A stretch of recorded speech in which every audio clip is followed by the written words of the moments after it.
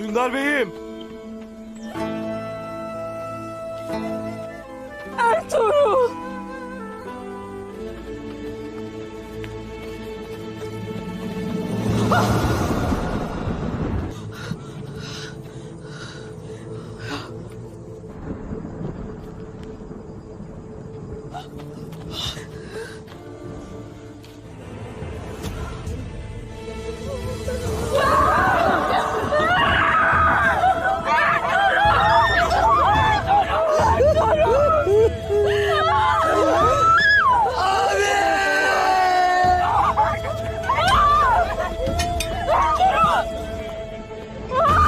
नाजरीन, इस एपिसोड के आगाज में आप देखेंगे जहां अर्तुगरुल साहब के साथ जो वाकया पेश आया हुआ होता है, उधर ही काई कबीले के सब लोग पहुंच जाते हैं, जिनमें हलीमा खातून, हाइमा खातून, दुंदार और बाकी सिपाही भी शामिल होते हैं।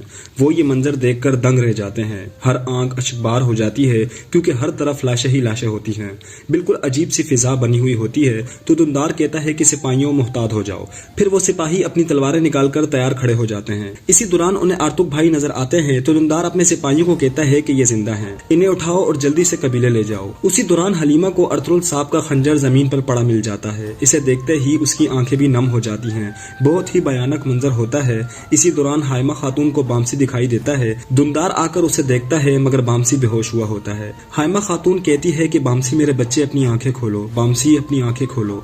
यही चीखो पुकार जारी रहती है कि इसी में बामसी की आंखें खुल जाती हैं। इसे देखकर सबकी आंखों में एक बार फिर से खुशी की उम्मीद नजर आती है।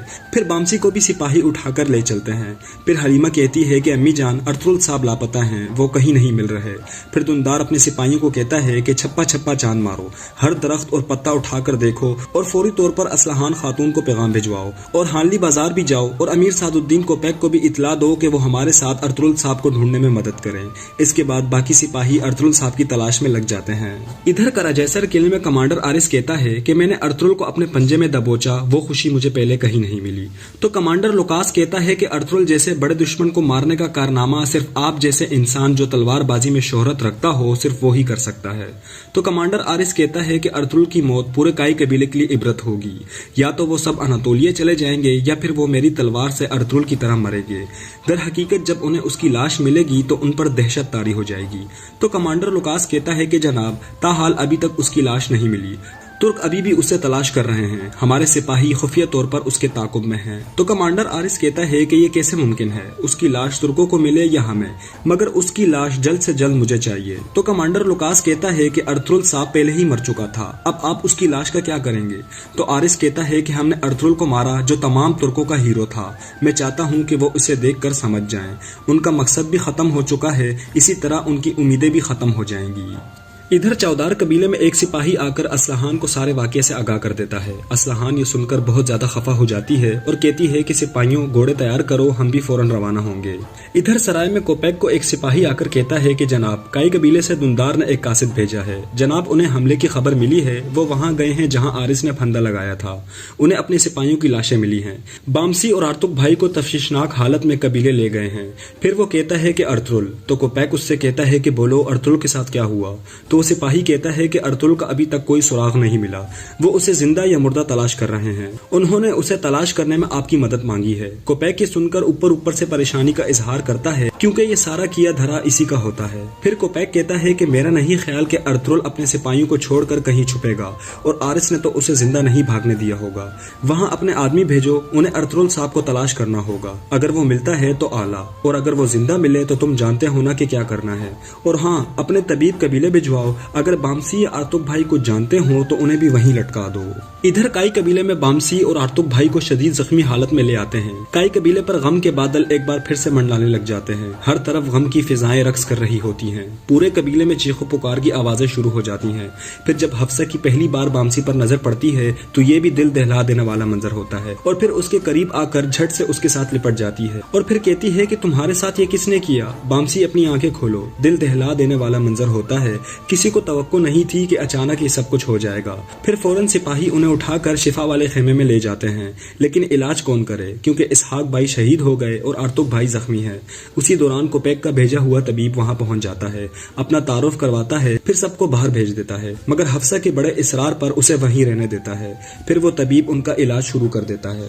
دوسری طرف جنگل میں تمام لوگ ارطغرل صاحب کی تلاش میں لگے ہوتے ہیں، بڑی شدت سے انہیں تلاش کرنے میں لگے ہوتے ہیں، اور ادھر بامسی اپنی آنکھیں کھول دیتا ہے اور کہتا ہے کہ بھائی مجھے معاف کر دیں، بھائی مجھے معاف کر دیں، میں آپ کی حفاظت نہ کر سکا۔ تو حفصہ کہتی ہے کہ بامسی کون تھے، وہ کون غدار تھے جنہوں نے آپ کے ساتھ یہ سب کچھ کیا؟ تو بامسی کہتا ہے کہ میں نہیں جانتا، اور اپنے خیال دیکھنا شروع کر دیتا ہے کہ جب آرس ارطغرل صاحب کو مارنے والا تھا تو اسی دوران بامسی وہاں آ گیا تھا، اور پھر ان کا مقابلہ شروع ہو گیا تھا، اور پھر اس نے اس کی پیٹھ پر وار کر دیا تھا، اور پھر حفصہ سے کہتا ہے کہ میں نے اس ڈاکو پر 2 ضربیں لگائی تھیں مگر وہ بھاگ نکلا۔ طبیب بھی کھڑا یہ سب کچھ غور سے سن رہا ہوتا ہے اور کہتا ہے کہ ارطغرل صاحب کو کیا ہوا، وہ کہاں ہے؟ تو بامسی کہتا ہے کہ ارطغرل صاحب زخمی تھے، ہمارے 2 سپاہی ان کو وہاں سے لے گئے تھے۔ دوسری طرف جنگل میں سپاہیوں کو 2 مزید سپاہیوں کی لاشیں مل جاتی ہیں، اور اسی کے ساتھ حلیمہ خاتون اور ہائمہ خاتون بھی وہاں آ جاتی ہیں۔ تو حلیمہ دل ہی دل میں کہتی ہے کہ او میرے اللہ، ہمارے تمام شہداء ہر جگہ بکھرے پڑے ہیں، یا اللہ مجھے صبر دے۔ اور اس طرف قبیلے میں طبیب بار بار بامسی سے پوچھتا ہے کہ ارطغرل صاحب کہاں ہیں، جلدی بتاؤ تاکہ ہم ان کی مدد کر سکیں۔ تو بامسی کہتا ہے کہ میں نہیں جانتا، یہ کہہ کر وہ دوبارہ بے ہوش ہو جاتا ہے۔ تب جا کر طبیب کو حوصلہ ملتا ہے کہ یہ کچھ نہیں جانتا، اور پھر حفصہ سے کہتا ہے کہ خاتون زخمیوں کو آرام کرنے دو، ان کو اب آرام کی ضرورت ہے۔ تو حفصہ کہتی ہے کہ بامسی سے مجھے جو کچھ معلوم ہوا ہے یہ مجھے حلیمہ کو بتانا ہوگا۔ پھر طبیب پاس کھڑے سپاہی کو کہتا ہے کہ امیر سعد الدین کوپیک کے پاس جاؤ اور میں نے جو بتایا ہے وہ سب انہیں بتا دو۔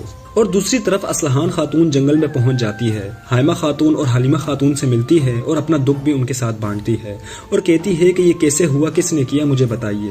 تو ہائمہ خاتون کہتی ہے کہ میں نہیں جانتی میری بچی، مجھے ابھی تک میرا بچہ نہیں ملا۔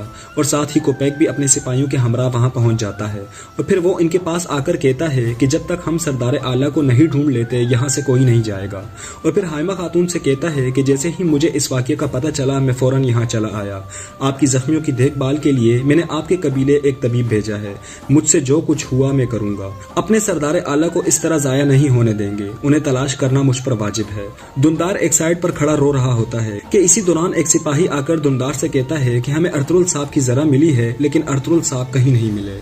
ادھر کراجیسر قلعے میں کمانڈر آرس کہتا ہے کہ آج ایک شاندار جشن کا اہتمام ہونا چاہیے، پھر سب سپاہیوں کو کہتا ہے کہ چلے میں آپ کو کچھ دکھانا چاہتا ہوں، اور پھر ارطغرل صاحب کی تلوار ان کو دکھا کر کہتا ہے کہ یہ تلوار تمام ترکوں کے لیے قابل قدر ہے، ہم نے ارطغرل کی روح کو جہنم رسید کر دیا ہے اور اب ہم اس کے سب سے قیمتی اثاثوں کو رون دیں گے۔ پھر ان کی تلوار کو زمین پر پھینک دیتا ہے اور اوپر سے اپنا پاؤں رکھ دیتا ہے۔ ادھر جنگل میں رات کا وقت ہو جاتا ہے، مگر اسی طرح ارطغرل صاحب کی تلاش جاری رہتی ہے۔ اسی دوران حفصہ وہاں پہنچ جاتی ہے اور بامسی نے جو کچھ بتایا ہوا ہوتا ہے وہ سب ہائمہ خاتون کو بتا دیتی ہے، اور آخر میں کہتی ہے کہ ارطغرل صاحب کو ہمارے 2 سپاہیوں نے کہیں منتقل کر دیا تھا۔ یہ سن کر یہ سب پھر سے ٹوٹ جاتے ہیں۔ حلیمہ کہتی ہے کہ امی جان، ہم نے جو 2 سپاہی دیکھے تھے وہ تو شہید ہو گئے ہیں۔ تو ہائمہ خاتون اس سے کہتی ہے کہ اپنے آپ کو سنبھالو حلیمہ، اچھے کی امید رکھو۔ تو دندار کہتا ہے کہ اگر بھائی کو انہوں نے چھپایا ہوا ہے تو جہاں سے ہمیں ان سپاہیوں کی لاشیں ملی ہیں وہاں ارد گرد بھائی کو ڈھونڈنا ہوگا۔ پھر سے سب ارطغرل صاحب کی تلاش میں نکل پڑتے ہیں، اور ادھر سرائے میں سپاہی آ کر کوپیک کو بتا دیتا ہے کہ بامسی اور ارطغرل بھائی کچھ نہیں جانتے۔ یہ سن کر کوپیک کو تھوڑا حوصلہ ملتا ہے اور کہتا ہے کہ ارطغرل کی لاش کا ملنا ضروری ہے، کچھ بھی کرو مگر اس کی لاش ڈھونڈو۔ ادھر سلطان علاؤدین اپنے مقام پر پہنچ جاتے ہیں اور پھر وہ ترگت کو بلا کر کہتے ہیں کہ ارطغرل صاحب اور ان کے سپاہیوں پر گھات لگا کر راستے میں حملہ ہوا ہے۔ یہ سنتے ہی ترگت کہتا ہے کہ حملہ کیا گیا ہے۔ سلطان معظم کس نے حملہ کیا ہے؟ تو سلطان کہتے ہیں کہ یہ ابھی تک واضح نہیں ہوا کہ یہ کس نے کیا ہے۔ بدقسمتی سے کافی سارے سپاہی مارے گئے ہیں اور ارطغرل صاحب گمشدہ ہیں۔ اپنے ساتھ سپاہیوں کو لو اور سیدھا قبیلے جاؤ اور اس معاملے کی تحقیقات کرو، پتہ کرو کہ یہ کس نے کیا ہے۔ اور ادھر جنگل میں ارطغرل صاحب کو ڈھونڈتے ڈھونڈتے صبح ہو جاتی ہے اور آخر کار ان کو ایک گلی سڑی لاش مل جاتی ہے۔ سب اسے دیکھ کر دنگ رہ جاتے ہیں۔ ہائمہ خاتون اسے دیکھ کر کہتی ہے کہ نہیں، یہ میرا بیٹا نہیں ہو سکتا، مگر جب اس کی لاش سے وہ انگوٹھی نکالتے ہیں تو وہ انگوٹھی ارطغرل صاحب کی ہوتی ہے۔ جیسے ہی وہ سب انگوٹھی دیکھتے ہیں تو دھاڑے مار مار کر روتے ہیں۔ ایک ماتم سی فضا بن جاتی ہے۔ ہائمہ خاتون، حلیمہ اور اصلحان کی چیخو پکار شروع ہو جاتی ہے۔ ہر آنکھ اشک بار ہو جاتی ہے، ہر چہرہ مرجھا جاتا ہے۔ حلیمہ کہتی ہے کہ امی جان، ہمارے انمول کو جلا دیا، امی جان جلا دیا، وہ یہ کیسے کر سکتے ہیں؟ اور ادھر کراجیسر قلعے میں سپاہی آ کر کمانڈر سے کہتا ہے کہ ارطغرل صاحب کی لاش مل گئی ہے۔ کائیو نے خود اس کی تصدیق کی ہے۔ تو کمانڈر آرس کہتا ہے کہ جشن کی تیاری کرو، یہ جشن 3 دن تک چلے گا۔ ادھر سرائے میں کوپیک پریشان کھڑا ہوتا ہے کہ اسی دوران ایک سپاہی آ کر کہتا ہے کہ ارطغرل صاحب کی لاش مل گئی ہے۔ کوپیک کی خوشی کا کوئی ٹھکانہ نہیں ہوتا اور کہتا ہے کہ اے اللہ تیرا شکر ہے، اور پھر کہتا ہے کہ یہ گورنر کس قسم کا ظالم انسان ہے، اس نے اسے مار کر جلا بھی دیا۔ اب ہمارا سب سے پہلا کام ارطغرل صاحب کے جنازے میں شرکت کرنا ہے اور پھر ہم اصل